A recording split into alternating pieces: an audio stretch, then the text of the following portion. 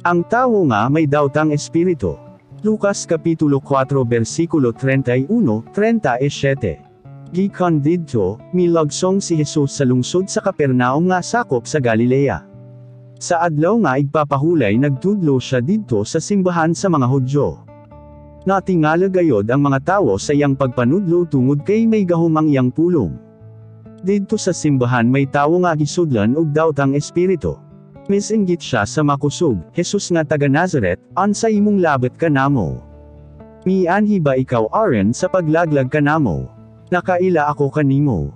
Ikaw ang balaan nga gipadala sa Dios.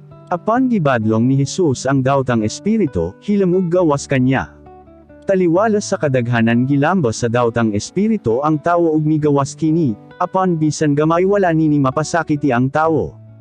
Natingala gayod ang mga tawo didto, ug naging nanay, ansa kining iyang gipanalti.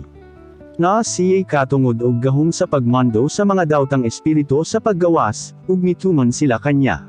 Anya ang balita mahitungod kang Jesus mikaylap sa tanang mga dapit sa palibot.